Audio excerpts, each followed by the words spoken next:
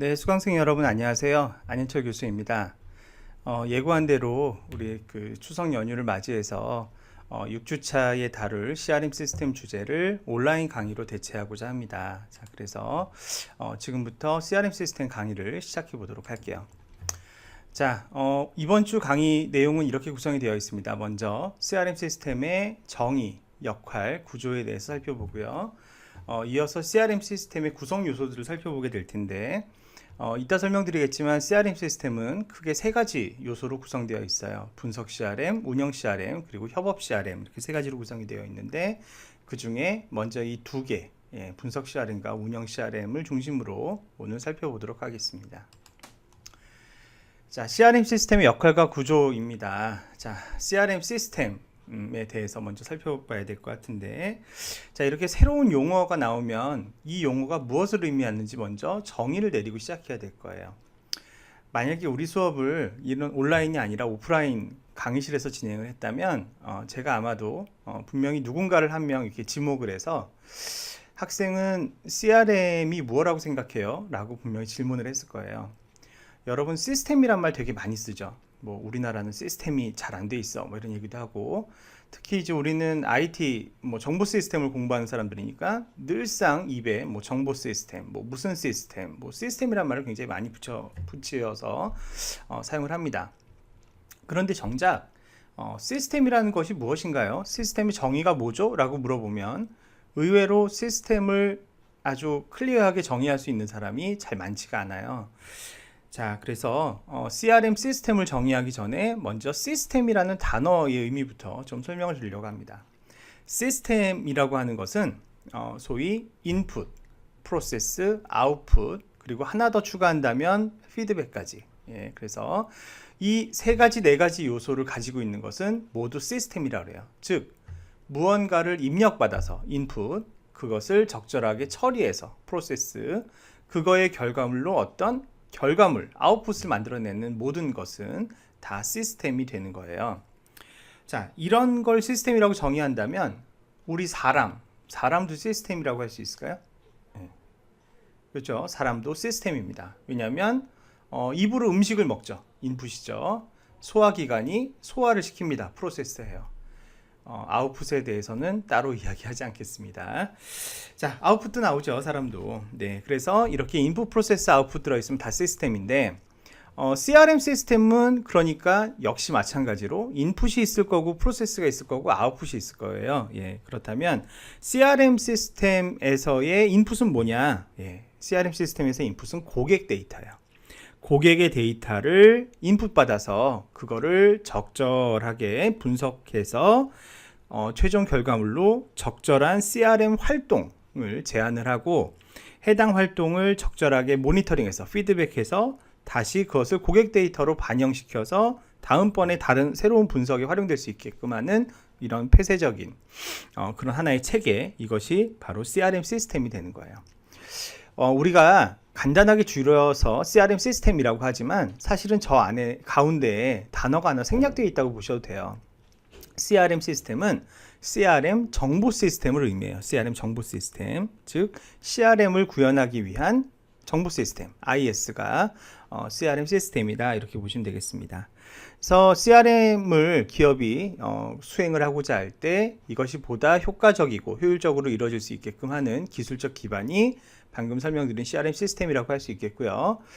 다른 모든 정보 시스템들과 마찬가지로 인풋, 프로세스, 아웃풋으로 구성이 되고, 그 다음에 아웃풋이 나오면 그 결과에 따른 피드백까지 이루어지게 된다라고 하는 것이에요. 그거를 이제 조금 더 이렇게 크게 풀어 쓴 그림이 그 아래에 있는 그림이에요. 먼저 데이터부터 시작을 해야 되겠죠. 고객과의 상호작용 데이터를 획득 저장을 해서 그 중에서 유용한 정보를 추출하고 그거의 결과물로 CRM 활동을 기획하고, 그 기획된 활동에 따라서 전개하면 어떤 반응이 나오겠죠. 그거에 따라서 모니터링 성과 분석을 하는데, 요 각각이 상당히 쉬운 주제들이 아니에요. 여러 가지 어려운 주제들이 있다. 먼저 상호작용 데이터를 획득하고 저장하는 요 단계에서 보면, 자, 고객과의 상호작용 데이터를 최근에는 이제 정보 기술이 발전해서 굉장히 많은 양의 데이터를 저장하려고 하죠. 최대한 많은 양의 고객 정보가 저장이 돼야 거기서부터 의미 있는 패턴을 더 뽑기가 용이할 거예요. 그렇다면 얼마 정도 방대해야 이게 충분한 데이터가 될 것이냐라고 하는 궁금증을 가질 수 있게 됩니다. 여러분, SK그룹에서 하는 OK 캐시백이라는 서비스 들어봤을 거예요. 이 OK 캐시백, 여러분들도 아마 회원일 가능성이 높을 것 같은데요. 이 OK 캐시백에서는 한 고객당 몇 종류의 정보, 즉 우리 데이터베이스에서는 그걸 필드라고 그러죠. 변수의 수, 필드의 개수가 총 몇 개나 될까요? 이것도 아마 오프라인에서 수업을 했으면 제가 이제 여러분들 누군가를 지목해서 물어봤을 거예요. 학생은 몇 개 정도 될 거라고 생각하십니까? 이렇게 물어봤을 텐데, 많은 학생들이 뭐 조금 얘기하는 학생들은 뭐 30개요, 50개요 이렇게 얘기하는 친구도 있고, 조금 통 큰 학생의 경우는 뭐 100개요 이렇게 얘기하는 친구들도 있고, 150개요 이렇게 얘기하는 친구도 있는데, 제가 예전에 OK 캐시백을 처음 설계할 때 참여했던 분의 얘기를 들은 바로는 200개 이상이 된다고요. 200개 이상이. 실제로 컨설턴트들이 제안했던 숫자는 한 500개 정도는 관리해야 되지 않겠냐라고 얘기를 했지만, 그게 이제 기술적으로 너무 방대해서 당시에 200개 정도로 줄였다는 얘기가 있습니다. 지금 아마 훨씬 더 많을 거예요. 더 많은 수의 데이터를. 그러니까 여러분들이 생각하는 것보다 훨씬 더 큰 규모의 방대한 양의 고객 데이터를 CRM 시스템이 저장 관리할 필요가 있다라고 하는 얘기를 지금 하고 있는 겁니다. 근데 이제 그런 생각이 또 들죠. 아니 200개나 필드가 된다고? 근데 나는 OK 캐시백에 그렇게 많은 정보를 제공해 준 적이 없는데 OK 캐시백이 어떻게 나로부터 200개의 종류가 되는 정보를 획득하지? 뭐 이런 궁금증이 들 수도 있는데, 실제로 이 필드들의 내용을 하나하나 살펴보시면 여러분들이 입력해 준 필드는 몇 개 안 돼요. 예. 나머지는 여러분들의 활동을 이렇게 모니터링한 어떤 필드 값이라든가, 아니면은 여러분이 입력한 것들로부터 파생되어서 나온 다른 차원의 정보들이 나머지 필드를 채우고 있다, 이렇게 보시면 됩니다. 자, 어쨌거나 이렇게 상당히 방대한 양의 상호작용 데이터를 획득하면 이것들을 분석하기 좋은 형태로 저장을 해야 되겠죠. 이따 자세히 배우겠지만 고객의 프로파일링이 가능하도록 데이터가 효과적으로 저장이 되어야 되고요.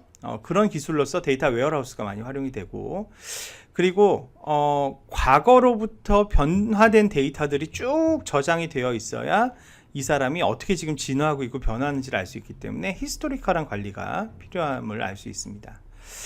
자, 그리고 이렇게 이제 저장이 되고 나면 그 다음에는 분석 작업에 들어가야 될 텐데, 이 분석도 굉장히 다양한 이슈들이 있는 거예요. 무엇을 위한 분석을 할 것이냐, 교차 판매를 위한 분석, 상승 판매를 위한 분석, 등급 전환에 따른 분석, 뭐 이런 여러 가지 분석들이 있을 수 있겠죠.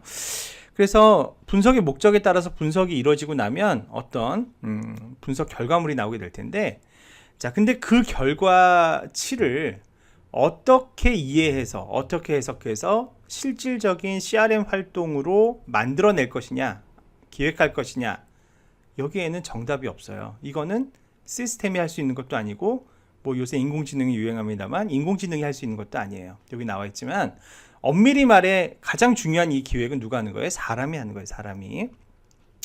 다만 시스템은 이러한 분석들을 통해서 다양한 관련 변수, 제약 사항들을 점검할 수 있도록 지원하는 역할을 하죠. 자, 그렇게 해서 CRM 활동이 잘 기획이 된다면 해당 활동이 이제 전개가 될 텐데, 최근에 CRM 활동은 정보통신 기술에 많이 의존하고 있어요. 정보통신 기술을 이용을 하게 되면 고객과 원투원 커뮤니케이션이 가능하죠. 그래서 이런 커뮤니케이션을 통해서 다양한 CRM 활동을 전개하고, 그러면 어떤 고객은 반응을 보이고 어떤 고객 반응 안 보이고, 어떤 고객은 뭐 크게 반응 보이고 어떤 고객이 조금 반응 보이고, 다 다르게 나타나겠죠. 그런 것들을 모니터링해서 성과 분석하면 여기서 또 뭐가 만들어져요? 그 결과물로서의 새로운 데이터가 발생이 되죠.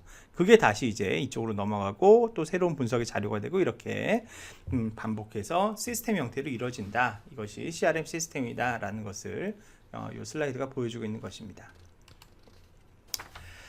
자, 이 CRM 시스템을 좀 더 우리가 체계적으로 이해하기 위해서 CRM 시스템 아키텍처라고 하는 주제를 다룰 필요가 있겠습니다.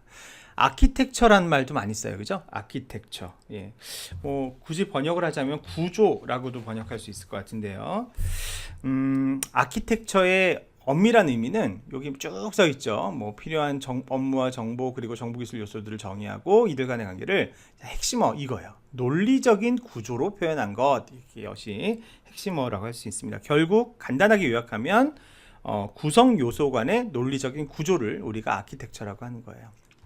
자, 그렇다면 CRM 시스템의 아키텍처는 어떻게 구성이 되느냐? 자, CRM 시스템의 구성 요소를 먼저 정의해야 되겠죠.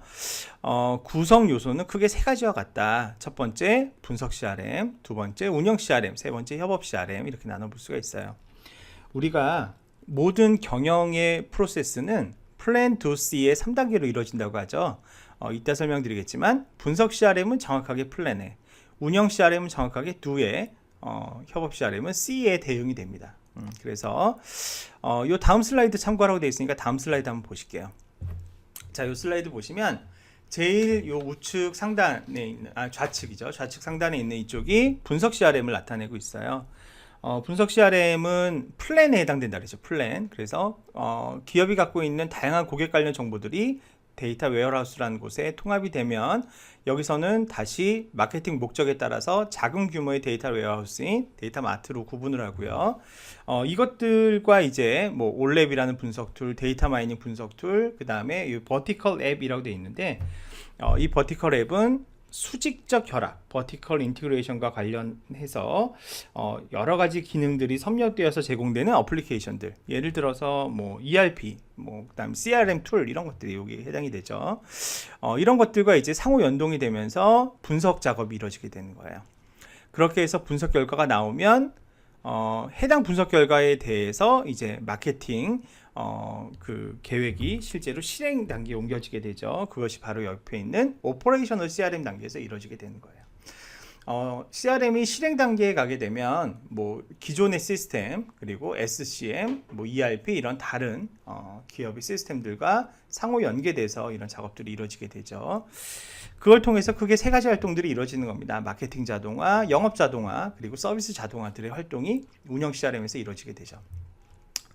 협업 CRM은 플랜 두 C의 C에 해당된다고 했는데 이 C는 실제로 이제 이런 오퍼레이션이나 애널리티컬한 활동들이 원만하게 잘 이루어지고 있는지, 그리고 고객과의 커뮤니케이션이 어떻게 지금 현재 발생하고 있는지 하는 전반적인 인터랙션과 피드백 관리를 하는 것이 바로 이 콜래보레이티브 CRM의 역할이 되겠습니다. 그래서 콜래보레이티브 CRM을 구성하는 거는 다양한 고객 접점들이 여기 들어와요. 예를 들면 콜센터라든가 CIC. CIC는 콜센터가 보다 확대된 개념이라고 이해하시면 되겠습니다. 뭐 그다음에 인터넷이나 이메일, 뭐 휴대전화, 팩스, 아니면 오프라인 브랜치 이런 것들이 이런 다양한 접점들이 협업 CRM을 구성하는 요인이 되는데요.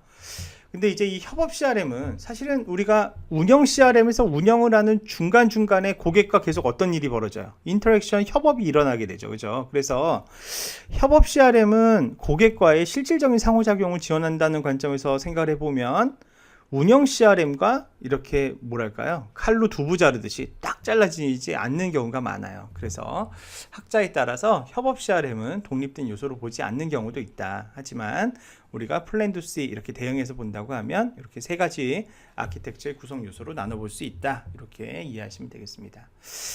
자, 그러면 CRM 시스템에 대한 전반적인 소개는 여기까지 마치고요. 각 요소별로 좀 더 깊이 있게 그 해당 요소를 구성하는 세부 기술들을 좀 살펴보도록 하겠습니다.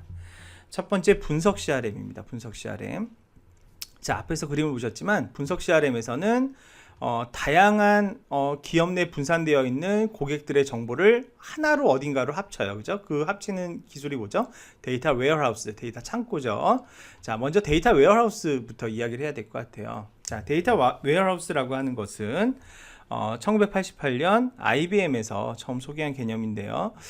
그때는 인포메이션 웨어하우스라고 얘기를 했고요. 이것이 이제 변천이 돼서 데이터 웨어하우스가 됐죠. 결국은 전사적인 대규모 데이터 저장소, 이것이 데이터 웨어하우스다 이렇게 이해하시면 되겠습니다. 근데 무조건 대규모로 기업 전체적인 데이터를 다 저장하면 몽땅 때려 넣으면 DW냐? 그건 아니라는 거예요. DW의 특징에 대해서 이 사람이 굉장히 이 DW의 대가입니다. 유명한 대가가 4가지 특성을 제시했어요. 첫 번째 특성, 주제지향적이어야 된다.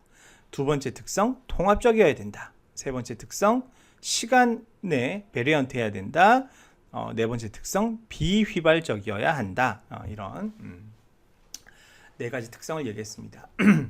자, 그 중에 먼저 첫 번째는 주제지향성이 있어야 된다라고 하는 특징을 이야기했어요. 주제지향성의 특징은 이 다음 슬라이드에서 조금 더 상세하게 그 내용을 설명하고 있어요. 주제지향성이라고 하는 건 뭐냐면 이런 거예요.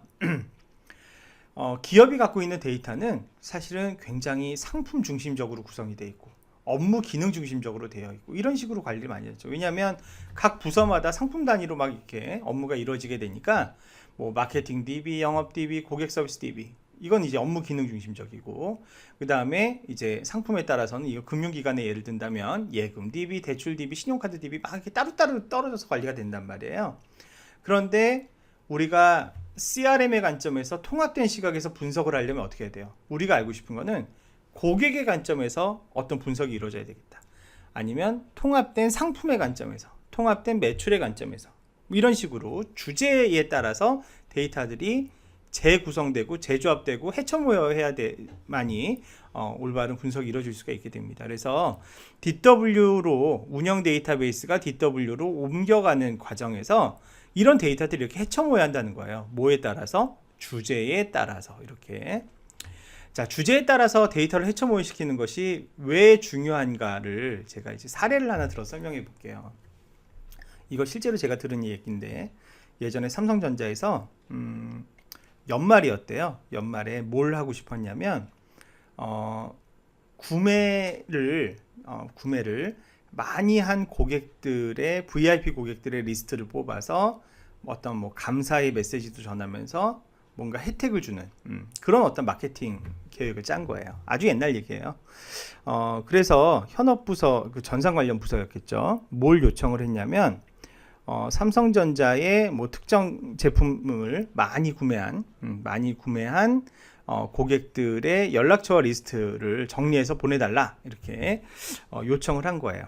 그랬더니 전산부서에서 예, 우리가 데이터베이스 통해서 분석을 해서 정리해 드리겠습니다 그랬는데 지시를 내린 지 아무리 시간이 지나도 결과가 안 올라오는 거예요. 예, 그래서 그 아이디어를 제안했던 마케팅 임원이 직접 이제 물어본 거죠. 전산실에 물어봐서 지난번에 왜 내가 리스트 뽑아오라고 요구를 했는데 왜 답이 아직 없냐 그랬더니 그 당시에 이제 삼성전자 오라클 데이터베이스를 쓰고 있었대요. 오라클에 이렇게 지금 조회를 해놨는데 잠시만요 그랬더니 남은 시간이 30일이랍니다 이렇게 얘기를 했대요. 분석 결과가 안 나와서 못 주고 있었던 거예요. 나중에 알고 보니까. 그래서 이게 왜 그런지 이렇게 봤더니 우리가 고객에 대한 정보는 고객 테이블이라는 곳에서 관리하겠죠. 그죠? 이 어떤 고객이 있고 해당 고객의 주소가 어디고 연락처가 뭐고 이런 건 고객 테이블에서 관리할 거예요. 그죠?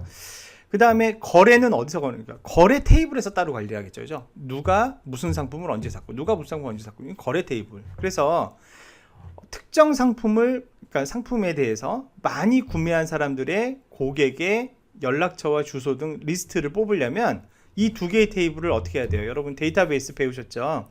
예, 2개의 테이블을 관계형 데이터베이스에서 테이블 2개로 쪼개져 있을 때 이거 2개 어떻게 해야 돼요? 조인을 해야 돼요. 조인. 그러니까 담당 임원이 요청을 하자마자 오라클 DB에서 2 테이블을 조인하게끔 SQL 명령을 내렸던 거예요. 해당 직원은. 그런데 삼성전자쯤 되면 고객이 얼마나 많겠습니까? 그리고 거래 테이블에 들어가 있는 거래 데이터 양도 어마어마하겠죠?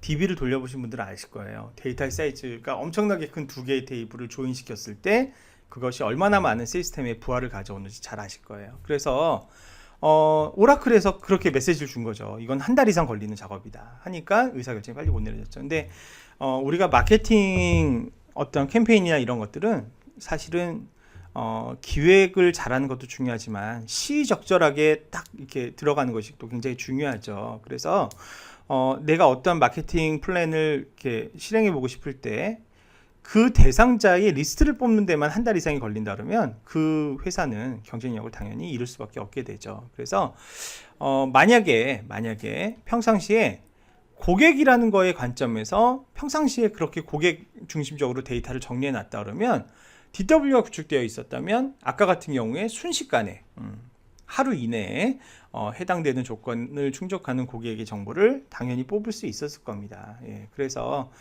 이런 일들이 계기가 돼서 지금은 이제 삼성전자도 데이터 웨어하우스를 운영하고 있다고 알려져 있습니다. 그래서 이것이 데이터의 주제 지향성을 나타낸다. DW의 특징 중에 하나로 사례와 함께 소개했습니다. 두 번째 DW의 특징은 뭐라고 그랬어요? 예, 통합적이어야 된다. 통합성이 있어야 된다 얘기를 했어요. 이를 통해 전사적 차원의 종합 분석이 가능하다 했는데요. 다음 슬라이드 보세요. 우리가 여러 데이터베이스에 분산되어 있는 내용들을 하나로 합치려다 보면 또 제일 짜증나는 것 중에 하나가 이런 거예요. 예를 들면 어떤 테이블에서는 어떤 데이터베이스에서는 성별을 한글로 남, 여 이렇게 구분을 했고 어떤 DB에서는 1, 2 이렇게 하고 어떤 데서는 M, F 어디서는 남여가 아니고 남성, 여성 이렇게 저장을 하고 동일한 필드에 대해서 저장하는 방식들이 다 다른 거죠. 그러면 이렇게 저장하는 형태가 다 다르면 이것이 종합적인 관점에서 분석되는데 굉장히 많은 어떤 노이즈, 예, 그리고 시간 이런 것들을 야기시키게 되죠. 그래서 데이터베이스들을 묶어서 DW를 하나로 통합할 때는 뭐가 중요해요? 이렇게 서로 다른 기준들을 하나로 통일시키는 작업이 굉장히 중요해요. 근데 이것이 사실은 굉장히 복잡하고 어려운 일이에요. 그래서 지금 이제 우리 추석 이제 연휴를 앞두고 있는데 여러분 왜 추석 때나 아니면 설 연휴처럼 긴 어떤 연휴 기간이 되면 금융기관이나 이런 데서 보통 메일 많이 보내요. 저희들이 뭐 언제부터 언제까지 꽤 오랜 기간 동안 시스템을 사용할 수 없습니다. 막 이런 이제 공지 같은 거 많이 하는데 그런 추석 연휴나 이런 긴 시간을 이용해서 보통 은행들이 많이 하는 게 예를 들면 뭐 두 개의 은행이 합병했거나 했을 때 전산 시스템 통합하고 이런 것들을 보통 그 기간에 많이 합니다.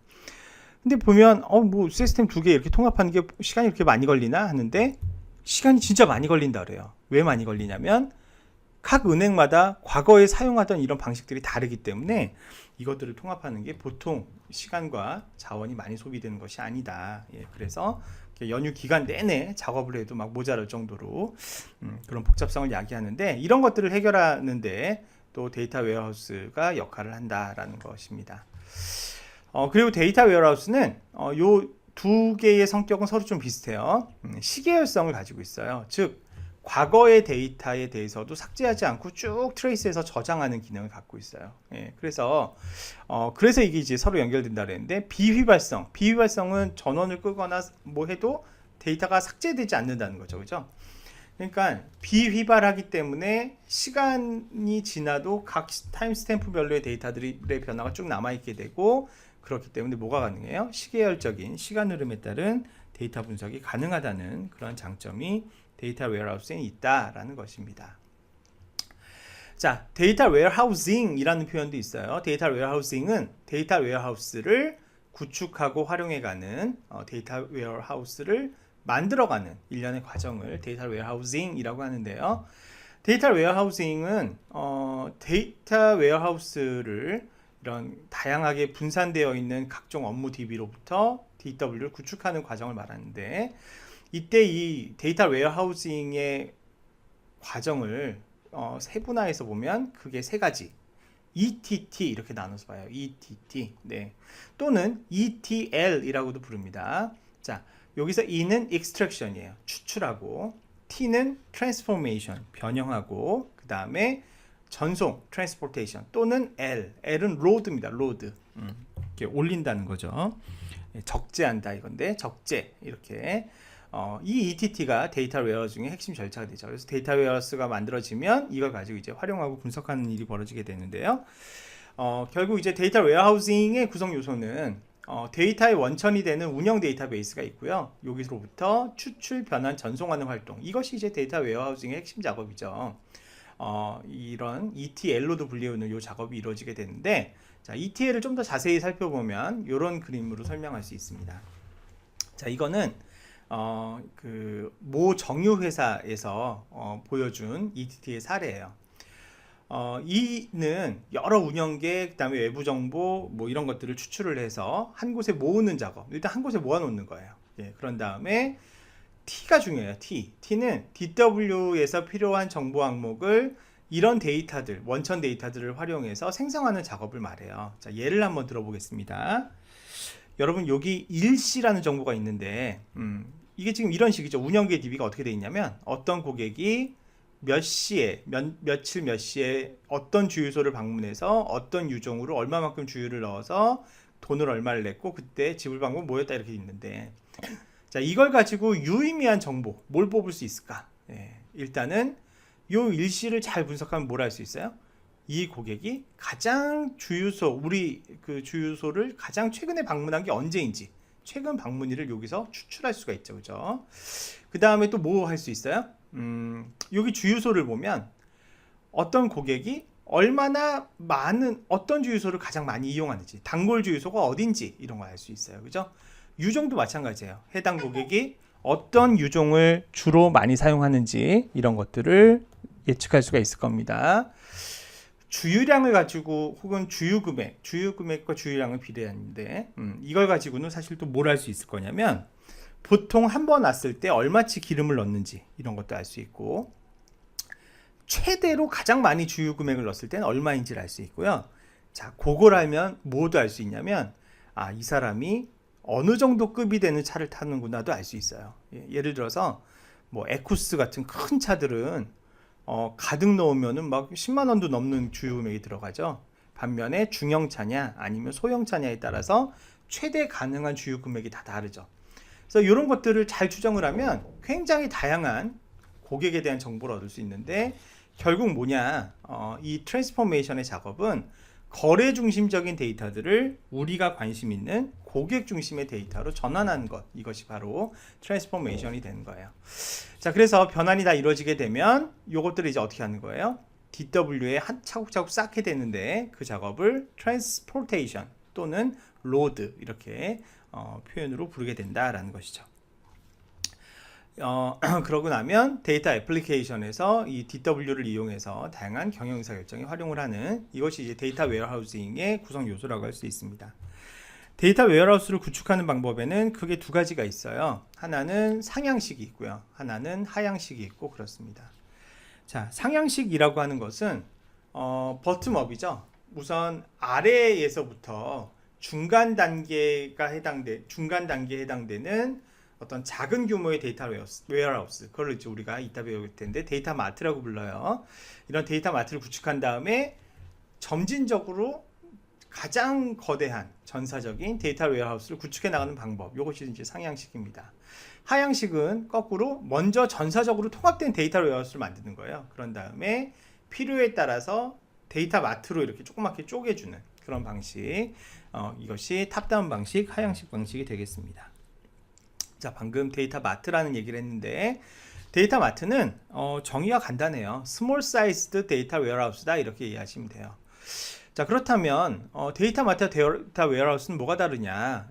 데이터의 용량과 사용자 규모의 차이만 있는 것 뿐입니다. 나머지 기본적인 구성 요소는 동일하다라는 건데요. 데이터 마트를 운영하면 뭐가 좋을까요? DW는 덩치가 크니까 무거울 거예요. 그죠?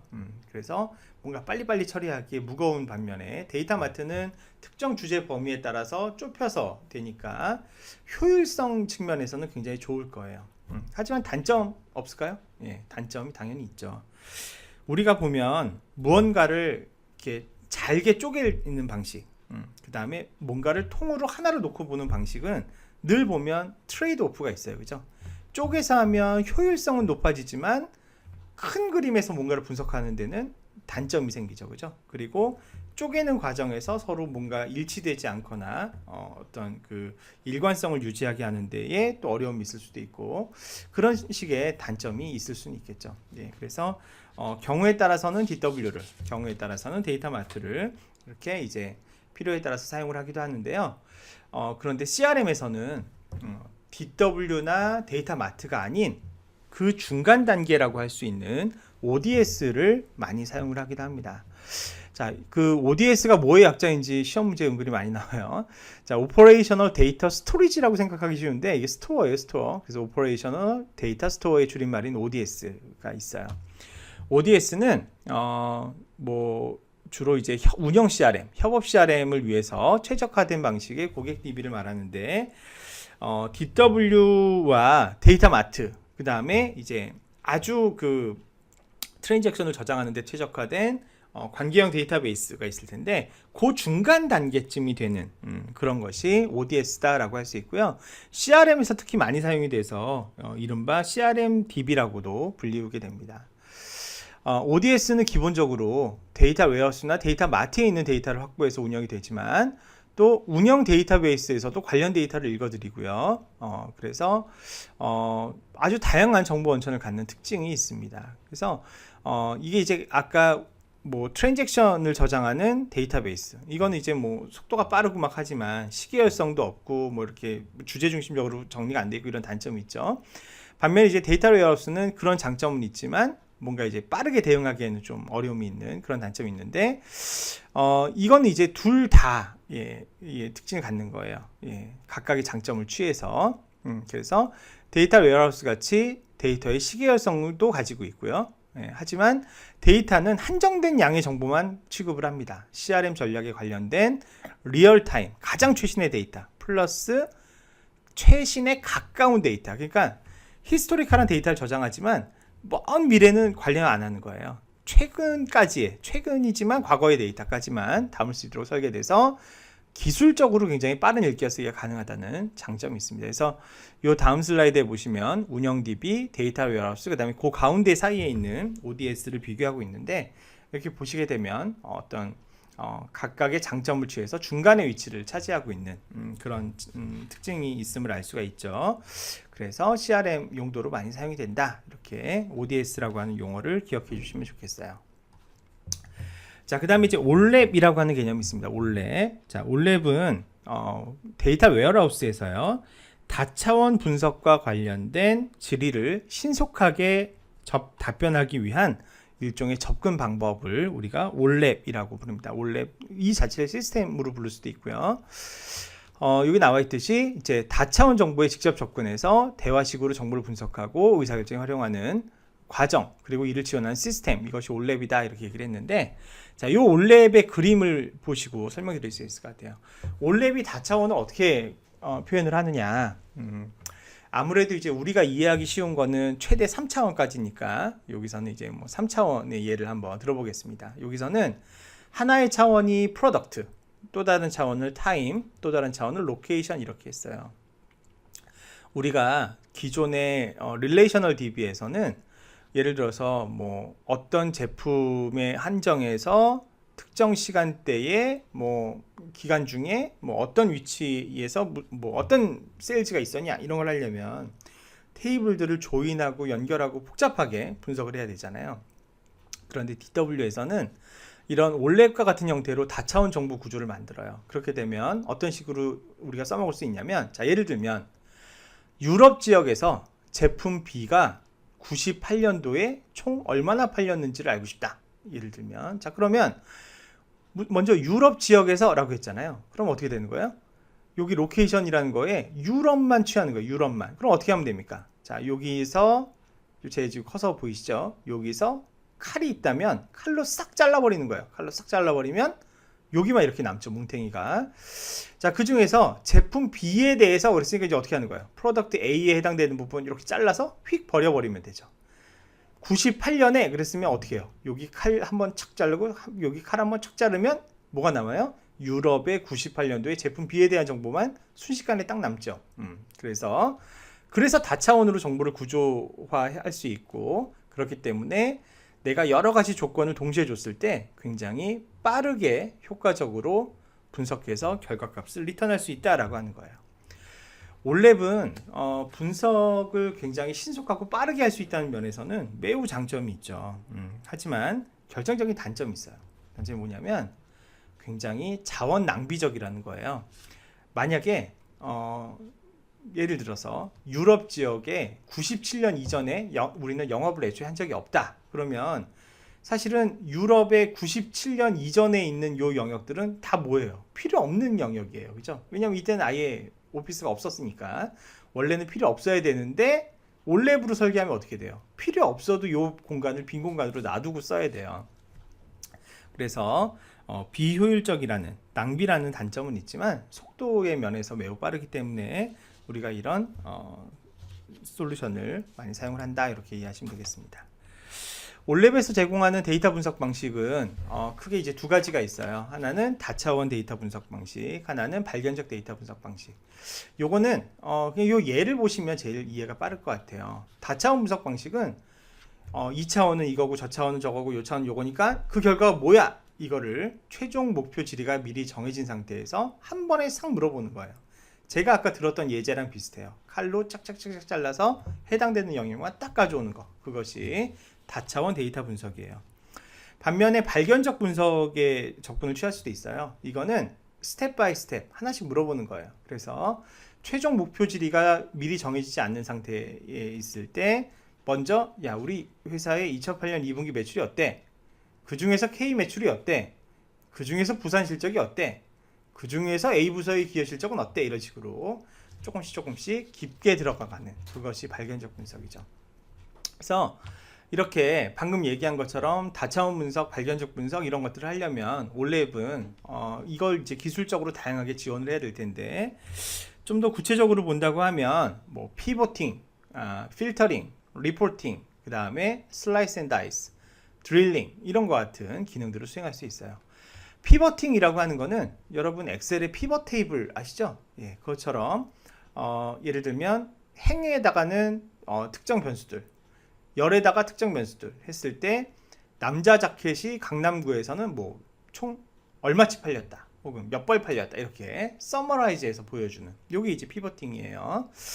이런 이제 피벗 테이블도 할 수 있고, 그 다음에 필터는 뭐예요? 채로 걸러내는 거죠, 그죠? 그래서 여러 판매 정보가 있지만 이 중에서 뭐 국가별이다 그러면 미국 시장만 걸러서 보여줘, 그게 필터링이 되는 거죠, 그죠? 리포팅이라고 하는 거는 뭔가 이제 데이터들을 서머리해서 요약하는, 그것을 우리가 통칭해서 리포팅이라고 합니다.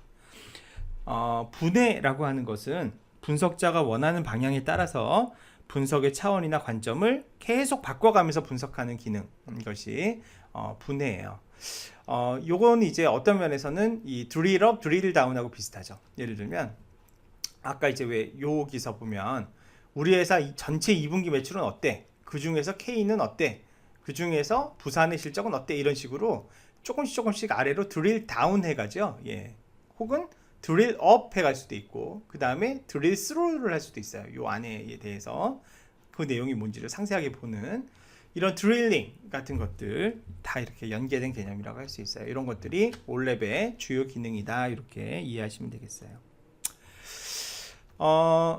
지금까지 소개해드린 올랩은 아주 우리가 일반적으로 이야기하는, 소위 얘기하는 멀티 디멘저널한 표준화된 올랩에 대해서 주로 얘기를 했어요. 그런데 최근에는 이 올랩도 다양한 형태의 올랩으로 점점 세분화되어 가고 있습니다. 먼저 이제 R 올랩이라고 하는 게 있는데, R 올랩은 관계형 데이터베이스에 기반을 해서 대용량 데이터베이스 분석에 데이터 분석에 효과적으로 설계한 특수한 형태의 올랩을 말해요. 그래서 여기서 R은 관계형을 나타내는 릴레이셔널의 줄임말이 돼요.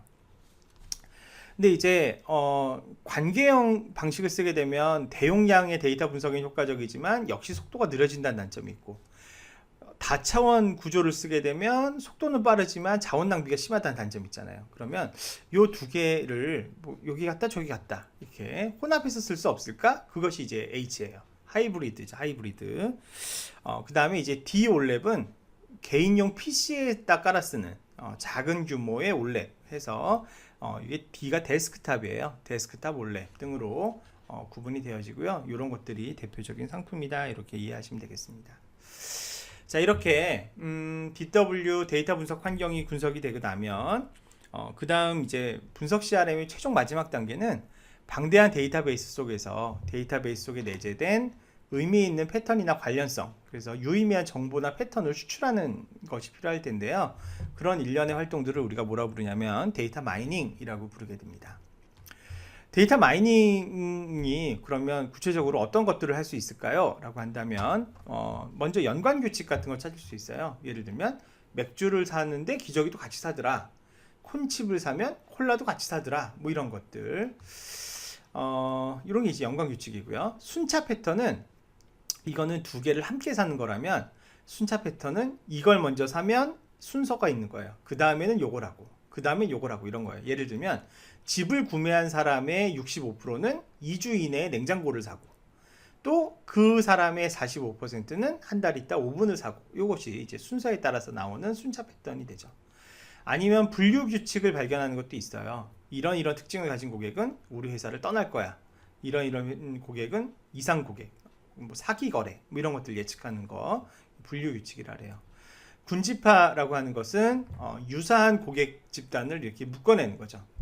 여러분들이 SK텔레콤에 회원으로 딱 가입을 하면 여러분이 원튼 원치 않든 여러분들의 나이, 성별, 기타 조건들을 다 파악해서 10개의 집단 중에 하나에 자동으로 배치가 되고요. 해당 집단마다 다 서로 다른 마케팅이 들어가게 된다고 해요.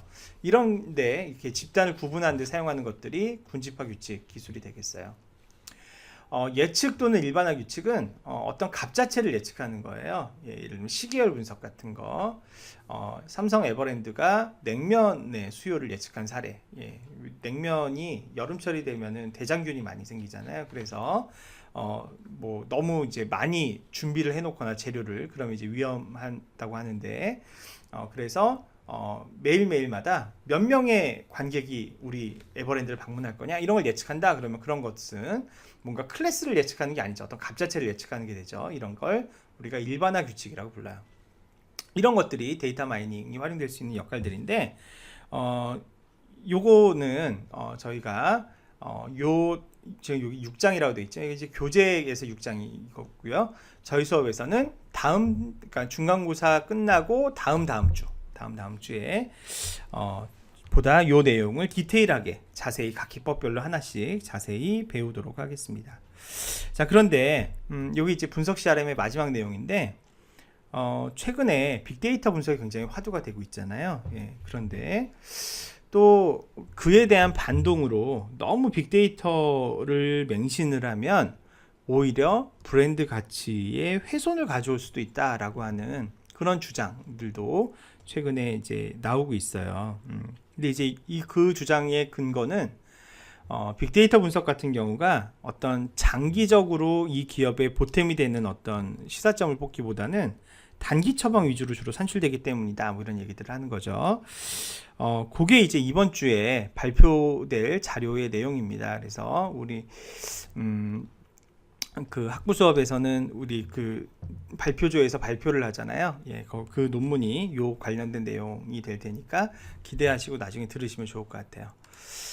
자, 그러면 분석 CRM을 여기까지 하고 운영 CRM에 대해서 간단히 살펴보겠습니다. 자, 운영 CRM 시스템은 이게 이제 플랜 다음 단계, 두의 단계라고 했죠. 그러니까 요게 이제 백오피스라고 하면 여기는 프론트 오피스가 되는 거예요. 그래서 실질적인 마케팅 영업, 고객 서비스를 하게 되는데, 그렇기 때문에 이제 운영 CRM 시스템의 일반적인 구성 요소가 바로 이 세 가지가 됩니다. 마케팅 자동화, 영업 자동화, 고객 서비스 자동화, 이렇게 되는 거죠.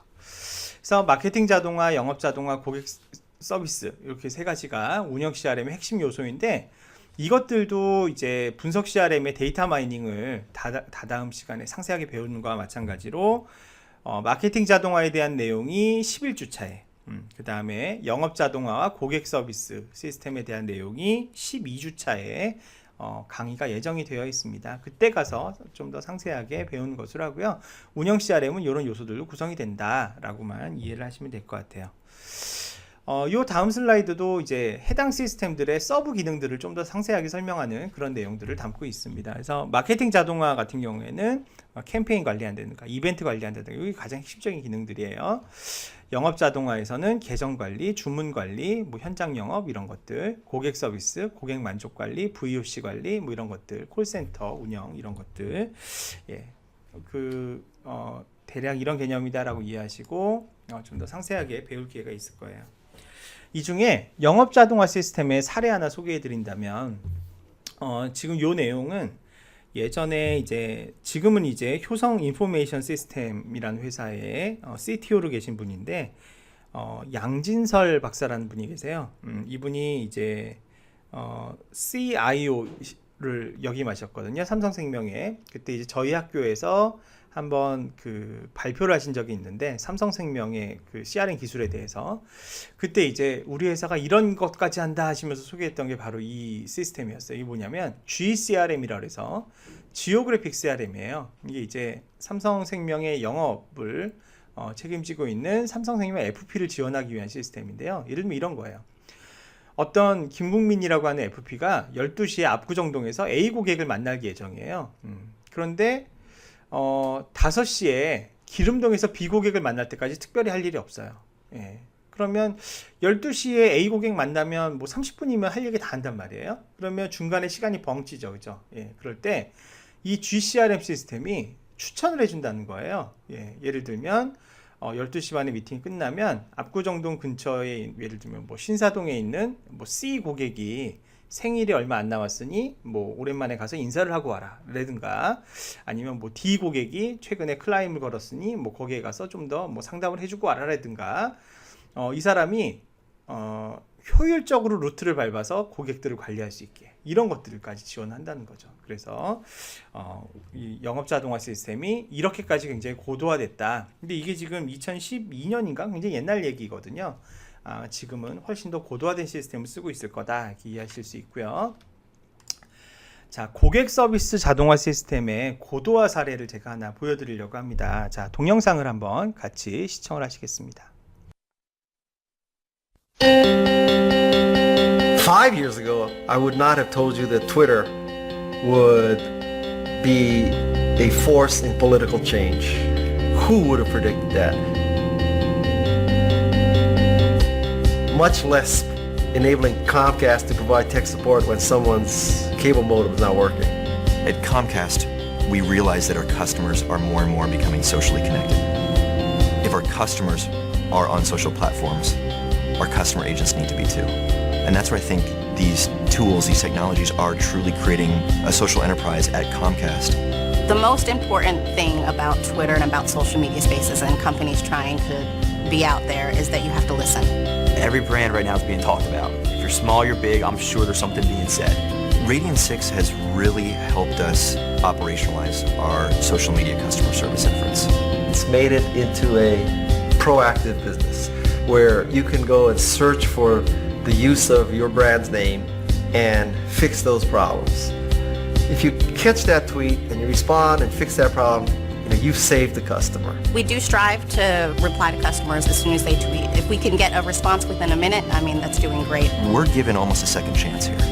And social media not only allows us to form a bond with those people or maybe transform them from a dissenter into someone who is a promoter. When you look at the dialogue between you and the customer that starts with, I hate you, and ends with, let's get a cup of coffee, I would say you made a pretty good impact. And it's a nice way to turn around the experience. And they end up, no, I didn't even know you were here, and I'm so glad, that we have somebody to go to now. Our ability to get away from just a corporate logo and make it about an individual representative who's there to help. That humanizes the brand. It feels great to go home knowing that you helped 400 customers today or sent out 300 tweets and them coming back to you with their praises and kudos. That's what keeps me going. The passion that my team puts out every day on these tools is something that's inherent to who they are. If you give me a chance, you won't be sorry. Most of our customers that have let us help them over Twitter realize that, just let me have this one chance to make it right and I can make you a lover of Comcast. Whenever I speak about social media, whenever I try to illustrate the good points, the strong points, the advantages of social media, I always use Comcast Cares as an example. It's a shining example of how to use social enterprise.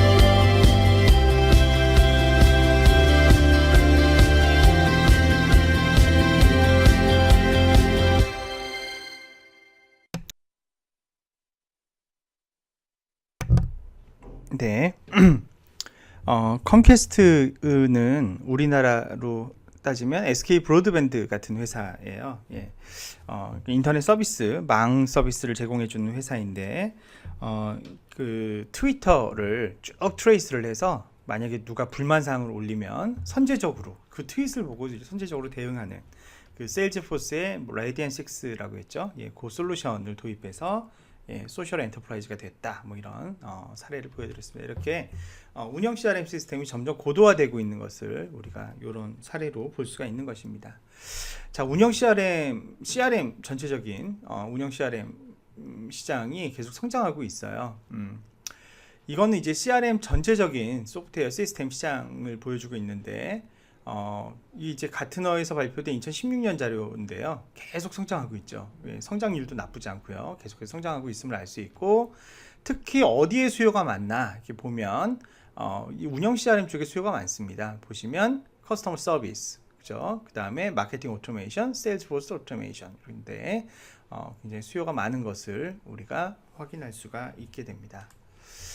자, 운영 CRM의 기능 마지막입니다. 그래서 크게 보면 세 가지 기능이 있는 거죠. 첫 번째는 고객 접점의 업무를 지원하는, 그래서 뭐 접촉 이력을 관리한다든가 뭐 구매 계약, 고객 기본 정보 이런 것들 관리할 수 있고요.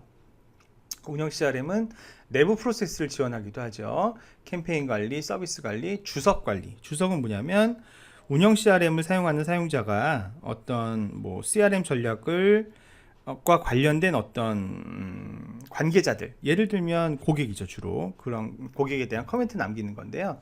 예를 들면 뭐 콜센터 같은 데서 특정 고객과 상담 이후에 해당 고객이 어떤 사람인지 이렇게 뭐 남기는 그런 것들이 주석이 됩니다. 이런 것들 관리하는 거, 그런 시스템들도 다 운영 CRM의 범주에 들어간다는 거죠.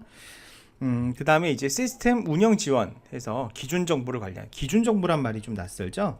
기준 정보는 시스템에서 사용되는 각종 파라미터들의 값을 말하는데, 이런 것들 이제 설정하는 거 관리, 그 다음에 시스템 기능을 통제하는 거, 고객 정보를 통합하는 거, 누락 데이터를 관리하는 뭐 이런 기능들이 운영 CRM에 포함된다, 이렇게 말씀드릴 수 있습니다.